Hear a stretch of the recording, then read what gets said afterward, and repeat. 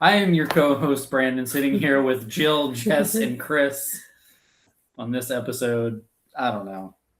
I'm really bad at intros, and I hate doing them in every capacity. Someone else should do them. Does anyone else want to do an intro? Because that one sucked. Well, everybody, this week's Kill of the Week episode is a kill from the classic 1986. I think it's 1986, 87. 88, 1988. We're going to fact check. 87. 87? I have no clue. I know it's in the 80s. Late 80s. The late 80s Sam Raimi classic. 87. Evil Dead 2. 87. All right. This was right.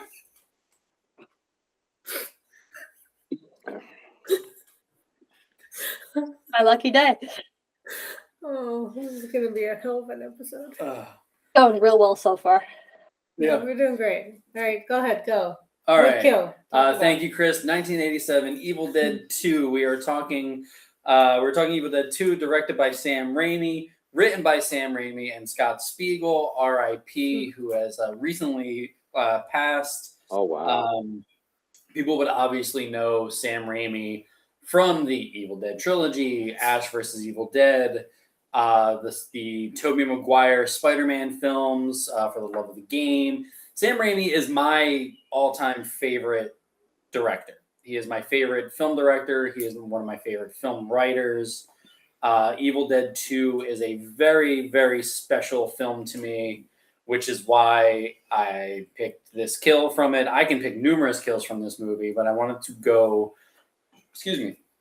with the death of Jake, who is played by, God damn it, why am I blank? I have my notes in front of me. Danny Hicks, also rest in peace, who passed away a few years ago. This kill fucking rules, and it is so much fun. It is buckets and buckets and buckets of blood shooting out of the cellar. Just to kind of do a little recap as to what happened to set the scene if you didn't watch the kill in the beginning of the episode. Basically, Annie accidentally stabs Jake with the Kandarian dagger, thinking that it was Evil Ash. She drags him back into the cabin. For some dumbass reason, places him next to the cellar door when you know the cellar door has possessed Henrietta in it. She goes to get an axe to try and fend off Evil Ash. But in the midst of that, Henrietta rips open the door, grips Jake up by the fucking jowls and pulls him in the most now this movie is scary and funny. It blends my two favorite genres together. And it's horrifying because you see these hands come, they grab his face. And the part that always got me was the fingernails. He's dragging his fingernails in the wood, trying to with any bit of strength he has left to not be dragged in there until his ultimate demise, when you just see his little cowboy boots kicking in the air and he's trying to pull him out while laughing the entire time, being splurted with all this blood. Jill, when is the first time you saw this movie and the first time you saw this kill and your reaction to it? Probably when we started dating, because I don't think I ever heard of or watched Evil Dead before you. You're obsessed. You talk through most of the movie every time. Yes, I do. So just kind of go with that. Most of the time, is this one you watch every night before we film? Okay, so most of the time, the night before we film anything, Brandon watches Evil Dead 2, and most of the time I'm annoyed because there's just a lot of screaming and I'm trying to sleep. A lot of screaming in that one. There's so much screaming, and I'm like, why is this the one that we have to watch? And I'm trying to sleep. And screaming like this, that. Oh no, it's wonderful. I love the universe. I love Evil Dead. I love Sam Raimi. I love Bruce Campbell. The whole universe is great. I do not remember the first time watching it. It's just always existed in the ether of being around you. Although I will say, when you met Sam Raimi, I don't know which of you is more anxious and nerdy, and that was amazing watching the two of you bounce off each other of being giant nerds and anxious. Yeah. We'll You get, met your match. We'll talk about it. we'll get to that. And with Bruce and everything, but yes. Yeah. Jess, your first time. I don't remember exactly. It wasn't recent. I know that I watched it just because I felt like it was really big in like lore of like horror films. So it's like I felt like you were supposed to watch it. So I think that's like what kind of brought me there initially. It's not one that I've rewatched 1,000 times, but I do remember watching it way back when. I don't know. I would say it was a classic. It wasn't like my favorite.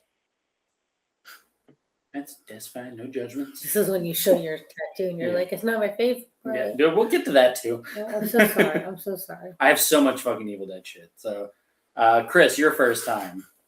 Well, when I was a lad, my dad was a huge fan of Army of Darkness and Bruce Campbell and that trilogy, the Sam Raimi movies. And I remember, he used to rent Army of Darkness. Oh, this is the best movie, and we'd watch that. And one time he got his hands on the original Evil Dead, which I guess was hard to find back in the 90s. And he's, oh yeah, this is like the best movie ever. And like I watched that, and I didn't actually see Evil Dead 2 or realize there was something in between, like, because he explained it to me that Evil Dead was like what Army of Darkness was based on, right? That's where the lore comes from. But I never realized that Evil Dead 2 was a thing until I came to college, and my friends were like, I was talking about how much I love these movies, and they're like, he made he basically remade that movie in Evil Dead 2, but with like way more, just like he just like redid it essentially with more like pizzazz. And I saw it in college, and I was just, it's been a classic on my roster ever since. It's one of those movies that I just I like don't know what to watch. Evil Dead 2, it's one of those, because it is it really it's like it's a filmer's movie. It really is. Like every moment of this thing is just so clever, and the level of artistic, like aesthetic talent in it is just overwhelming. Yeah, it is a masterclass in low budget horror filmmaking for sure, of everything that they did, like inventing what they called the Ramo cam, where they took their camera and they mounted it on a pole that elongated underneath the camera, so that when they did like the evil entity, the POV shots, it would be able to break glass and fly through and not harm the camera at all. So they like rigged this huge pole on it. And even in the first one, when they did the first like POV shots, they mounted the camera to a 2x4, and they had two people, one on each side, holding it kind of like one person holding like this and the other side on the other side, and just running through the woods with it to get those like really static like POV shots. Like, they didn't have dollies. They were like so low budget. They didn't have dollies or cranes or anything. So they worked with what they had, and they had wood and nails, and they did that. It's amazing. You can do a lot with a board and a nail. Yeah. You got a board with a nail in it. The first time I saw this, I first saw Army of Darkness because Sci-Fi Channel used to play it all the time. Oh yeah. And me and my uncle were obsessed with Army of Darkness. Oh yeah. And like later, I don't even know how I found out, but like later in life, I learned that Army of Darkness was part of a trilogy. So then I went back and watched the first Evil Dead, which was at a time I was like 14, 15 years old. And when I first watched the first Evil Dead, it was when YouTube used to upload movies in like 12 parts. Everyone remembers that? I remember that. Yep. I was like, oh, cool. I got to like do this. So what I did was they had Evil Dead and Evil Dead 2 in 10 parts. So I ripped all the parts from YouTube and I put them in my like built-in computer editor at the time, and I spliced them together to make the full movie and burn them to DVDs. And I watched them, Evil Dead 1 and 2, back to back. And I was just enthralled with what I just saw. I was like, it is It is gory. It is hysterical. It is scary. Fucking who is this Sam Raimi guy? And then I discovered he made Spider-Man, and I loved those movies as a kid. I was like, this guy and Bruce Campbell are like, that's it. Like, this is the heroes right here. And I could not stop. I had been obsessed with this movie so much to where I like got Bruce Campbell tattooed on me. And yeah, as Joe mentioned earlier, when we met Sam Raimi at Wizard World, or not Wizard World, Fan Expo now, it's not Wizard World anymore. Yes, he was very nervous, very awkward. I too was very nervous and awkward. And I think I had to explain things for both of you. You did. Jill had to tell him that we were filmmakers and that he was my favorite director. Because I was literally like deer in headlights. Like I did not know what to fucking like say, like meeting him. You reached into your pocket and pulled out spaghetti. Yeah. Essentially, spaghetti everywhere. It was a moment. And we told him that we complimented him, and then he got anxious. I'm like, this is too much. When Like, the worst was, I told him that, you know, like, yeah, we make movies, and the night before every single shoot, I watch Evil Dead 2. You didn't tell him that. I had to tell him whatever. that. The information was passed along. You're just like, oh. But we watch Evil Dead 2 every night before a shoot, and he just like could not wrap his head around that. Like he was like stumped at that idea. Also, almost everyone in line was there to have him sign Spider-Man Yeah. memorabilia. Well, he had a lot of Evil Dead people, but the majority was Spider-Man because it was Comic-Con. Yeah. And then you met Campbell a few times. Met Bruce Campbell a lot. Ooh, nice. Back when Fan Expo was Wizard World, I worked it, and I was like a volunteer there, and I requested to work the Bruce Campbell line when he was there. Nobody else wanted to work the Bruce Campbell line. I was like, I am working the fucking Bruce Campbell line. Don't care. Fuck y'all. I am working Bruce Campbell line. No one else probably knew who he was. No, I was like, I'm hanging out with Bruce Campbell. How do you not know who Bruce Campbell is? What the fuck is wrong with people? Thing is, I think they don't know. They don't know the name, but they know the face. That's what I think Bruce Campbell is like. They know the He's shit. as iconic as the face. Bruce Campbell. So, Like the name exudes just. You know. You would think so, but no, these guys, they did not care. I was like, I am fucking working this line. So I worked his line, and my job was to escort him. Like basically, I like worked his like photo line, and I had to escort him from his table to the green room. So my 5 foot nothing ass is to take him where he's at. And Bruce is a big dude. He's like 6 foot something. He's fucking hefty. And like he's probably not as in shape as he was then, but he was kind of like stocky at the time when I met him.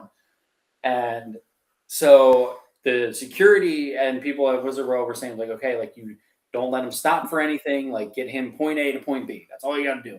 And Bruce is like, he's like, look, I'm not an asshole. If someone wants to shake my hand, he's like, I'm going to shake their hand. I'm going to say hi. I'm going to be pleasant.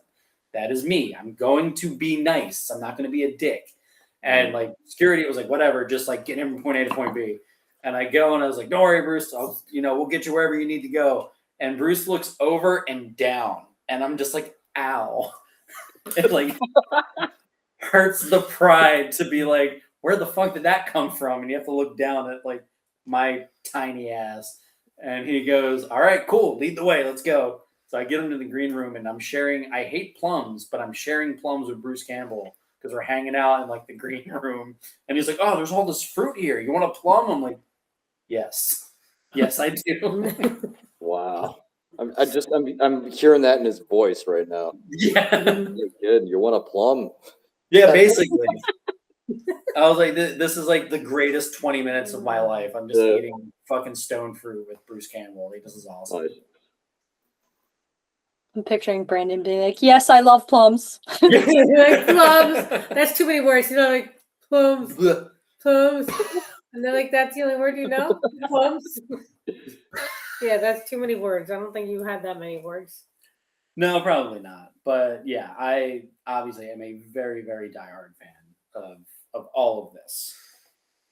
This is where we got to insert the photo of you and Sam because you both look so awkward. Yeah. You're just like, But- you look like a weird high school like picture. Your mom shoved you together, like smile, and then you both look like you don't want to be there. Yeah, we left room And for like- Jesus. There's a big gap between us. We left room for Jesus. And he always wears a suit that's too big on him, so he always looks like a child playing like pretend, like He dress up. does. Like it's just the weirdest thing in the world. Very Yeah. nice people. Fucking awkward. Oh yeah, they're great. Because we also met Bruce Campbell at Barnes and Noble that time too. Met him at Barnes and Noble. He did a book signing, and he was again showed him the tattoo. Always pleasant. Every time we met him, he was always pleasant. But he always puts on a character too. He always likes to be snarky and whatnot. But yeah, he fucking rules. In terms of the kill, going into the kill itself, as we establish it as Jake's death, played by Danny Hicks.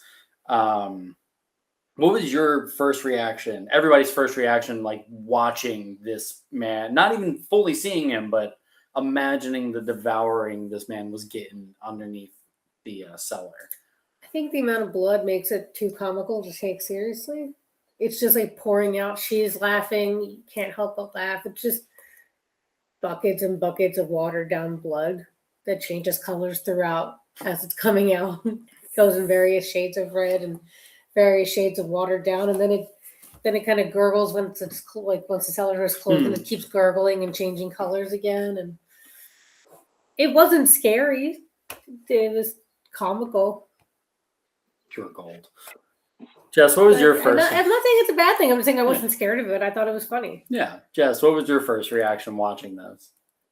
I think I was just kind of like, why is there so much liquid everywhere? I agree though, the fingernails, that's always one that I'm kind of like, ooh, like I feel like you can always like hear it and feel what that feels like. But I would have wanted like more of those and maybe a little less liquid. Okay. I mean, that is always a thing, right? Like one slap is, scary, and then like 10 slaps is funny. It's like buckets of blood. It's like how many buckets is funny at some point. Yeah, I first learned that rule in Hatchet when the one character gets hit with a hatchet in the face. You get hit 3 times, it's really brutal. But when you get hit 12 times, it starts to get comical. So that definitely is gallons as well of blood. I just imagine seeing off screen saying, more blood, more blood. Yeah. Sorry to just jump in here, but Okay. My first impression. Well, I don't remember my exact first impression when I watched it years ago because I was really high. But on this particular one, I remember it subsequently, and I know that there were so many kills up to that point in the movie that this just kind of like felt like another one, but it was unique, and he still did it in a way that it was still like great and over the top and terrifying and entertaining at the same time. Personally, I'm among in the camp that I don't think he used enough blood. I feel like there should have been. I think he should have taken that. I feel like he was really flirting the line between, terrifying and comical. And I think they fixed that with the Evil Dead remake when it's just like raining blood. Yeah, but I have an answer to why they didn't. Why they didn't have more blood? Yes. So I actually have an answer to it, and it was. It just seemed kind of like like it was like like something like cut down. You know what I mean? Yeah. So the answer to that can be found on the commentary track. Oh my god, you're such a nerd. I am, because I have a tendency at work. I will listen to movie commentaries to movies I've seen a million times, and it makes as like good non-podcast podcast because it's just dudes talking about the movie. So basically, fun fact: they used 70,000 gallons of blood in this movie. 880 gallons of that was used just to be poured on the Bruce throughout production, which is hysterical and fun. But the reason why they didn't go too over the top of it was because of the ratings board. That the ratings board had an issue with red blood. Like, that's why throughout the movie you see a lot of black goo, you see a lot of green slime, you see a lot of other colored liquids, but you don't always see like really red blood, like human blood. and that was because the ratings board were really on top of them. So they got basically their R rating and like up to the line before X, I guess, with that amount of red coming from Jake's character. But they had to like alter everything that they could do in terms of blood just to appease the rating board. Makes sense. I guess might also explain why, because I noticed what's her character when she was like backing away from it. That was Annie, played by Annie, I kind of expected her to be like almost like a Carrie type situation where she was like drenched in it, you know? Yeah. But it wasn't. It was just like a little tiny drop, and she like backed away. Yeah. So I was wondering if that was just kind of like a continuity thing, if it were like easier for them to like keep, like make things make sense from scene to scene, because it would have been a real pain in the ass to like repaint her essentially just right. No, fair. I think like it was. I think it might have been both, but definitely ratings board was like really on them, because with this movie, they got studio money, so it was Dino De Laurentiis was the guy that funded all the money, and he's done like, I don't have like the list in front of me, but like Dino, Italian filmmaker, funded a lot of horror movies and stuff like that. So they had someone else's money to play with this one versus Evil Dead, where they had fucking dentists and stuff like that fund the first Evil Dead movie. So with working with him, they had to appease to all these things because it was going under like a studio thing, which was really cool too, because Stephen King is the reason why Evil Dead 2 is made. So it's like all my worlds coming into like one fucking notion, that Stephen King loved Evil Dead so much, the first Evil Dead film, that Dino De Laurentiis did. I want to say he forked up the money for Maximum Overdrive and worked with King on that. And King basically pitched to him like, these guys want to make a sequel. You have to like go in on this. Like, you have to do this. So under Stephen King's direction, Dino fronted up the money, and we got Evil Dead 2. And we met with constant rejection until we brought the script to De Laurentiis Entertainment Group, which is now, I think, defunct. But nevertheless, we showed the script to Dino, and he said, "How much you want for this picture?" So we said, we told him what we needed, which was basically $3.5 million to $4 million. And he said, "Okay."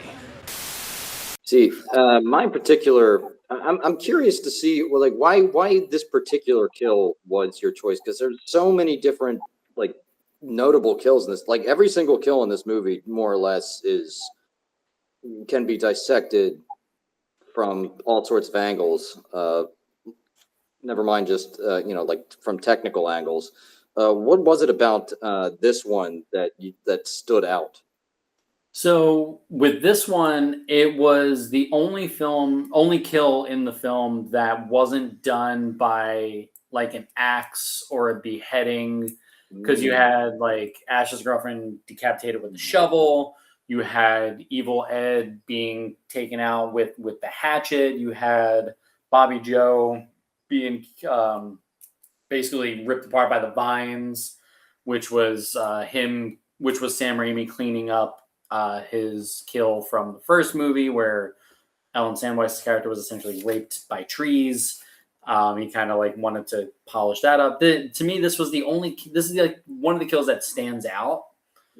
That this is like the only character that truly gets devoured by a deadite, and it is so over the top and gore and ridiculous, and like just so much fun to watch the reaction of that, because like this was probably the only kill in the movie that made me like, as in kill, made me like be like, oh my god, this is so fucking cool. Like, this is so much fun. Versus like, okay, the Ash silhouette hatching Ed's head and things like that. This was one that was a little bit more on the forefront with me. That makes sense to me, because now that you mention that, it's like the only one where the point of contact is not there. Like, it's not like a series of quick cuts to imply where the death actually happened. It's behind a closed door, behind a cellar door. and the sheer amount of blood that comes pouring out of there, it leaves something to the imagination that the others don't. And just like what is happening to that person creating that much blood? It's like the amount of like pain, and like it's almost like he's being ground up in some sort of like juicing machine. Like, could you imagine what's going on down there? Unspeakable horrors that can't even be filmed. Oh You know? yeah, and then like later in the movie, we go down into the cellar when Ash has to get the Necronomicon pages. You see his body is now all bones, and he was completely just skinned alive and just eaten like a fucking like Thanksgiving turkey. It's Juiced. so good. Yeah. Yeah, I do think that the kill is successful because we don't see it happening. Yeah. From like they could have easily cut back and forth from the above the cellar to underneath, like inside the cellar. And I feel like it's always scarier what's left up to your own imagination and what's like you said, like what's happening that's creating that, and we can all make different assumptions on what they're doing to him at that moment. Had they cut back and forth, could have been interesting, but it takes some of it away. Yeah. Yeah.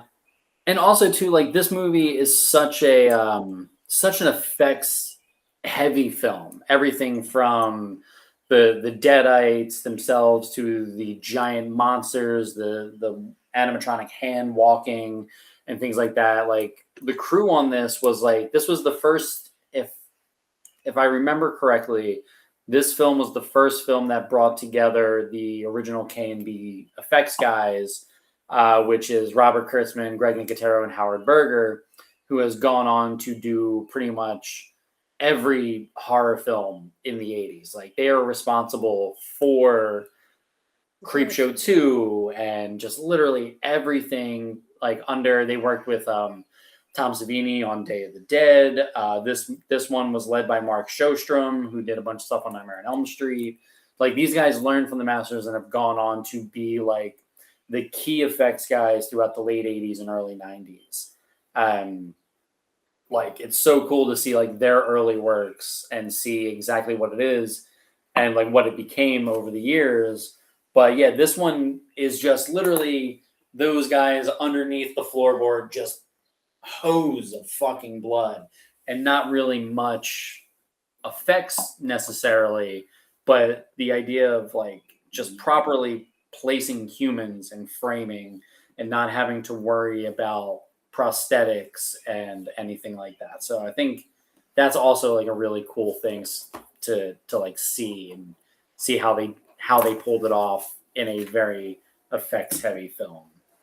And not even from like an effects standpoint. Also, it really serves a very stronger narrative function than the others in the film, because it's like establishing a sense of horror for and mystery of what exactly is down there and what are you to encounter when you do go down there, which Bruce Campbell does. So that idea is in your mind that this is what could happen to him when he does eventually go down there. Another really cool thing about Evil Dead 2 that I want to talk about, and it's something that you did not get in the 80s or anything that you didn't get probably until later in film. I can't even think of like another example of when this would have happened, but this is one of the first ever, at least to my knowledge, a requel, where it is a remake / sequel of a movie that you got to think. Evil Dead, the first one came out 79, 80.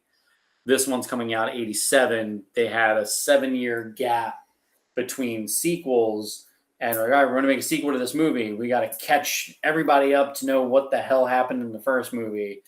And they did not have the rights to the first Evil Dead film.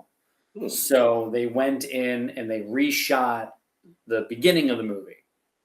So when you have Ash and his girlfriend Linda first going to the cabin, that was the remake of the first Evil Dead movie summed up in like 6 minutes, basically. Yeah. And then they end on the same shot of the first movie, which I thought was fucking awesome, of the camera just flying into Bruce's mouth and then panning out to watching him being thrown across the woods. And that's when the actual sequel begins. And I wish more movies kind of did this. I always found a little bit of the like comparing like the original Evil Dead to Evil Dead 2, like there was a certain type of grittiness to Evil Dead that's lost in Evil Dead 2 that really added to the atmosphere. Like Evil Dead, like it was more of a horror movie. Like it was a scary movie, you know, Yeah. simply because, and a lot of that was the low budget, was the fact that my dad found this in an obscure on like a blank like a tape without like with a blank case, you know, from like a weird video store that also like a hardware store in the middle of the country. You know what I mean? It's like, hey, here's this underground thing, and it's just like looks like this beaten up like grainy low quality footage, and it's this crazy horror movie, you know, that's really really insanely well done for the budget, and it stays with you, you know. And I think that's something that's difficult to, you can't replicate something like that with a higher budget. No, and that's true. And with Evil Dead, like they were considered like video nasties, so like they were like banned in a lot of like banned in the UK and stuff like that. So like they were like on the same level as porn in the early '80s. But also, like we're losing things like what Chris said with having high definition and having access to everything on Netflix now. Like we're losing that search through the video store. We lost the search through the video store of like finding that weird cover that caught your eye or the lower quality or the lower budget that made it gritty. Yeah, Everything is so high definition now that there's, even if you're talking about the thing hiding in the shadows with that high definition, you still it's not really There's ways to replicate that effect in this day and age. It would just be different. yeah. You know, like it's It'd be hard done to more for find it on, like, nostalgic YouTube or something. purposes. What? I was gonna say it'd be more done for nostalgic purposes than like the quality that they just had. Because I feel like with anything for like the first movie for anyone, the first of any series, it's proving something. Like you have to throw everything of yourself into this to prove what they wanted to do with Evil Dead Yeah. and the passion that was behind that. And then Evil Dead 2 gets money and changes. yeah. Not that the passion's Well, not there, but there's a grittiness that's lost in that process of like higher budget loses some of the, you get more comfortable. Well, if you want to get real in terms of like passion versus whatever, one of the things that I always liked about these movies, about the people who made the movies, like Sam Raimi and Rob Tapert and all like that, like yes, they grew up loving horror movies. Like they grew up in like Michigan and with like drive-ins and stuff like that. So they grew up in those heydays and loving it. But they also went into it with the mentality of we can do this, and horror is the breakout genre. So they had a passion for filmmaking, they had a passion for telling stories, but Evil Dead came about with the idea of we can make a drive-in horror movie and we can get into the industry by making this type of movie. Yeah, well, in today's world, it's Terrifier. Well, yes and no. The thing is, like with Terrifier was made by an effects guy that wanted to get away from A24 style films and wanted to go back to the 80s style slasher and gore, and has since became what Terrifier is now. Versus Evil Dead was, we want to break into the industry. How do we break into the industry? Drive-in theaters and horror movies. Because, and Bruce and them said this in a documentary, that a drive-in theater audience, especially horror theaters, will let you know in that moment whether or not they like or hate the movie. And that is either horns will start blaring or everyone will turn on their headlights and drown out the screen to where you can't see it. So their goal was to make something so that didn't happen and break into the industry with something like that. There was still passion behind it, but there was passion in storytelling versus a passion in like horror films, like, you know, specifically. Which still, you know, like I love that honesty and I love that idea, because they started out making Three Stooges knockoff films.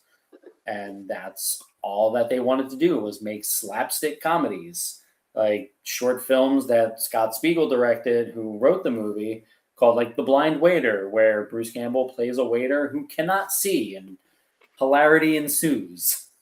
Things like that was the movie making. His abilities are funny. Yeah. And they would literally steal audio tracks from Three Stooges episodes. They would like record it and then put it in their movies. You know, do you want to talk about the Three Stooges references that make the connection to us? So Makes much. sense. Aphasia? Oh, wait for a oh, yeah, I guess we That can. was more Army of Darkness, but Wait, what do you mean with for the aphasia? miniatures and Oh, Goldie and that yeah, whole thing. You have a yeah. whole fucking half of aphasia is based on Evil Dead, and you have no idea what I'm talking no, about. well, because I have a different theory. So Of there's things. this movie called Aphasia. Tell me about it. What is Yeah. aphasia? As far as my mother knows, a girl goes through a hard time and a priest helps her. That's the description that I went with. It's a coming of age event, in case anyone was wondering. But yes, we stole some of we stole a shot from Army of Darkness for aphasia where there was the mini Ashes fighting Big Ash. We took that with Tiny Demons fighting the character Ryder in the movie. We took that from Army of Darkness. That's where that idea came from. But what I was thinking you were saying was and this goes into like kind of like a weird makeshift connection that I made in my head because I'm such a like obsessed psychopath that I need things to like line up in order for it to make sense to me. Oh boy. Yeah. I don't even know what connection you're No, making. that's the appropriate reaction. Yeah. So I like to look at like my mission with Jerks and filming and stuff like that was like the sole mission is friends having fun, creating fun things, making cool shit. And it's friends coming together and doing shit. So I look at like where my biggest influences as a teenager were like I was really impacted by Jackass and CKY, and that was friends making I don't want to say content. It was not making content; they were making things and having fun. And also being a big Sam Raimi Bruce Campbell fan, which was friends getting together and making cool things and having fun, which they got from the Three Stooges of all of them being friends and family making cool shit. So like I just always wanted to follow that connection of like their love of the Three Stooges made Evil Dead. And then my love of Jackass and CKY spawned what Jerks started off as with, you know, Billy Ryan and everybody doing the skateboard videos and the pranks to making the horror films what it is now, just friends being friends and doing cool, dumb shit. That's the connection I thought you were talking about for a second. No. Okay, well, there it is. Evil Dead is very important to me. I will say though, when I watched this kill, post aphasia, all I kept thinking about was the scene where Jackie throws up all over Sarah. And I was like, I wonder how many times they had to shoot this, or what did that blood taste like? Yeah. Probably Kool-Aid. It looks like Kool-Aid. Yeah, I think when I was watching The Blood, I thought of us shooting Pink most recently and thinking of the moment of having to reset. And I'm like, oh no. We're shooting Evil Dead. No, there's just one and done. If you fucked it up, that's it. And this was back with film and everything else. So like Yeah. They had to get it right. Yeah. Yeah. You measure twice, you cut once. How many times did we shoot that scene of Jackie throwing up I on? thought it was just once. It was No? more than once because something I'm sorry. messed up the first time. Wait, did I mess up? Who messed up? I don't know if it was the camera or what. Something was We did have issues with the did it camera at least twice. Because Fair. when we were trying to, I remember when we were trying to tape Chris up properly to get the camera to show. Yes. That was definitely a one and done because I was running out of air. We had to. Well, that was when we ended up in that suit, but I think the process of getting you into that suit, we tried a couple times. Yeah, 'cause yours was a one and It done. wasn't coming clear. I think Jess got thrown up on at least twice. I want to say because I do remember having to swap the shirt out. We had two shirts. I remember having to do that. Oh man, who's that asshole that wrote vomit gags in a pandemic? Mm-hmm. Yeah. Between the oatmeal and the maple syrup vomit. You got a lot of mouth things. We had that discussion at some point. Yeah. Yeah. I mean, but also Evil Dead's just as bad. They have a fucking tree rape scene, so I see where you get it from. I'm not raping anybody. Not you, but just the weird shit. Okay. Now back to Evil Dead things. What do you think of the remakes? The first remake that Fede Alvarez, I believe that is his name. I know it's Fede something. That he did, I thought was fucking amazing. That was a horror movie. That movie fucking ruled. I love how they did the story to be she's an addict and they all go to the cabin. That to me was an Evil Dead film. That fucking ruled. Evil Dead Rise, I didn't care too much for it. They pulled back. There could have been a lot more. There's a lot of things about it that I hated, that I did really hate, like the kid buying it on vinyl and listening to the book on vinyl was really fucking stupid. They hyped up a cheese grater that you see nothing with the cheese grater scene. To me, it was just very lackluster. I feel like the actress who played the mom did a phenomenal job. I thought she was great Her visual look was beautiful. Yeah, she was sick. She nailed it as a Deadite. I thought that was cool. Everything else, didn't care for. Evil Dead Burn that's coming out now. I saw some footage and some trailers. Time will tell. Right now, it just seems meh. I didn't see enough to really have a proper opinion. How about you guys? Did you guys see the remakes at all or know anything about the remakes? Nope. I Didn't watch saw the first one. What'd you think? I agree with Jill. That's definitely a horror movie. I haven't seen either of them. Did they take a more like horror approach to it? Was it like a re-envisioning type deal? Yeah. Yeah. Okay. Yeah. The first one was phenomenal. I think all the casting was great. I think that was one that had like the eyeball scene with like the needle in his Yep. eye, and it hit every ick and everything that's going to hit someone in the audience is going to get connected to some part of it. And I mean, the tree was horrendous. Everything about it was, and by the end when she's basically like Carrie in the woods with blood just raining down. It was terrifying. It was terrifying. It was empowering. It was beautiful, horrible, Yeah. disgusting. We saw an opening night. I think we did like a midnight screening for that when that first came out. Yeah, that was beautiful. I didn't really love the new one. The other one they were saying, because I agree, like they were talking up. I was really waiting for that cheese grater, and it just did not. Because you can imagine like what they're going to do with the cheese grater, and you're just like it's just like nails on a chalkboard. You're getting ready, and it just never. It never had the reward. The payoff didn't come. Yeah. Now with this new one with Evil Dead Burn, the trailer that came out, What does that story follow? I'm not 100% sure. Okay. But they showed a couple clips from it in the trailer, but I feel like in the trailer they're giving away everything already. Like there's trailers now. There's like this pretty cool scene with a dishwasher. Like the dishwasher door is open and all the knives and stuff are out, and the dude falls back on it and gets like impaled on his back, and then the deadite gets on top of him, on top of it.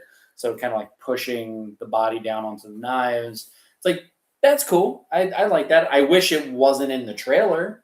I would have liked that to have been like a surprise in the movie. What I would have liked to have seen in the trailer is like the door open, you see it, and then maybe like a reaction of the dude falling backwards and then cutting it to be like, oh, okay, he fell onto the knives. And then when you see the movie, he's on the knives and they're pushing his body down. Like that would have been sick. The trailers have a different purpose now. They're not really trailers anymore. They're just get you in the seat.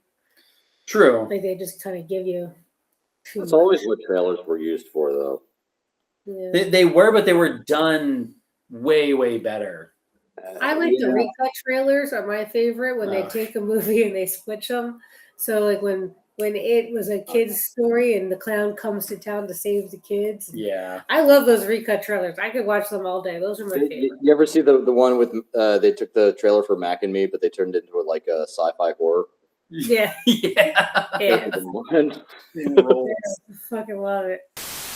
Starting with you, Jess, I would love to hear your final thoughts on Evil Dead and The Kill and all of that. I mean, I feel like the Evil Dead franchise again is just kind of classic in the realm of horror films, so I definitely think they're a must-watch for that. The Kill itself, like Chris said, there's tons of death scenes in this movie, but that one specifically, I like your reasonings for picking it. I do remember being like not sure why it looks like there is an ocean coming out of the basement at this, but yeah, they're not my favorite. I'm not all about gory horror films, but yeah, I like it. Yeah. Chris?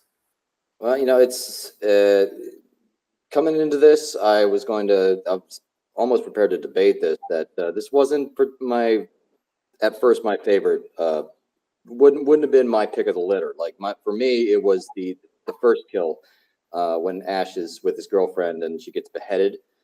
Just from like a technical standpoint, like the number of camera shots and the storyboarding behind, like it was just, it went off. It's that type of like clockwork filming is I'm just a huge nerd for.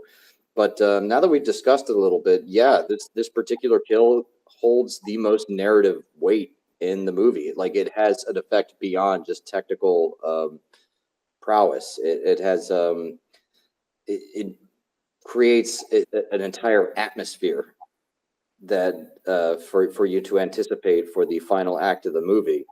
And I could have used a little bit more blood. I wish they they stoked that lady down. Like I think it could have been just not even just like maybe like 2 seconds, 2 more seconds. I wanted to see that shit all over the place. But yeah, no, it was. I can really see this is a timeless classic of a kill, and it was a great pleasure watching this movie again. I might watch it again tonight.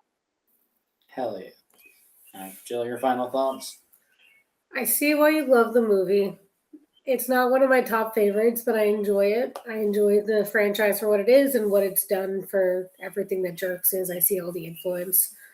I agree with Chris. We could definitely use a little bit more blood. They really just, there's not enough blood. Just keep it going. I thought it was hilarious. It felt like Us, and I see the influence of Us, of just like imagining what they were doing off camera while this was being shot, and especially that kill, and just laughing afterwards. And she's cracking up while she's being covered in blood, and it makes more sense with context of why the blood changes colors in various times and the way it looks. And I enjoy it. I enjoy that world. I don't hate the remakes and the continuations of the series and where it's going. I'm interested to see how they continue to bring the story to new generations and new audiences that are looking for different things in horror. It's fun. What about you? It's a masterpiece. Evil Dead 2 and Haggard are the 2 movies that made me want to be a filmmaker. It made me want to... Haggard made me want to make movies. Evil Dead 2 made me want to make horror movies. And they made me want to just have fun with my friends and tell cool stories and just have a fucking blast making it.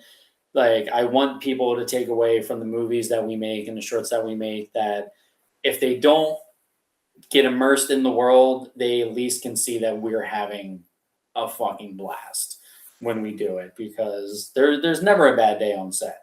I mean, that's a lie. There's some bad days on set, but there's never a bad day on set that makes us want to not do this, like this. And that's what these movies showed for me, is like, these are people coming together with a like-minded goal, wanting to have fun with people. And yeah, this movie is a fucking masterpiece.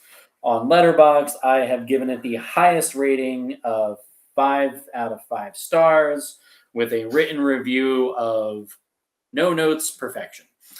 Evil Dead 2 fucking rules, and I want to end this on the rules of horror that Sam Raimi has given to everyone in the interview that he did for some British production. I'm blanking on the name of the show right now, but the 3 rules of horror is the innocent must suffer, the guilty must be punished. I'm paraphrasing these. What is wrong with your And phone right now? I was trying to ignore it. It's for another fucking shoot. All right, I'm gonna start that over. So that way. What's Sorry. the third one? Reading the I'm on whole the edge of my seat. Huh? What's the third one? I'm on the edge of my seat here. I'm getting to it. Hold on, I'm gonna start over. So the 3 rules of horror that Sam Raimi has given everybody is that the innocent must suffer, the guilty must be punished, and you have to taste blood to be a man. Those are the 3 rules of horror. There is a 4th rule, and to quote him, that him and the Coen brothers have been working with it in the labs. They're not 100% sure on this. Is the dead must walk, but that is something being tweaked in the labs according to Raimi. But those 3, I have always loved, and take one of those tidbits from everything that I write. At least one of those rules. What if it's just like the threat that the dead might walk? I think that would be good. Yeah. Yeah, because I mean, the dead doesn't walk in Silence of the Lambs. The dead could be walking. Couldn't be walking. Well, Silence of the Lambs is more of a thriller, is it? It's True. not, Yeah. No. Bad example. Nothing untimely about it. Very different. But then, I'm thinking about it. It's like, wow, Freddy was technically dead and he was walking. Jason was technically dead and he was walking. Michael Myers never died, though. Are they dead? Are they something that shouldn't be there? That shouldn't be? Yeah. That is threatening you, but yet is. I like that. Yeah. Yep. But yeah. And on that note, thank you everybody for watching and listening to Kill of the Week with us. We hope you guys enjoyed it, and we will see you in 2 weeks with a brand new episode. Have a good night.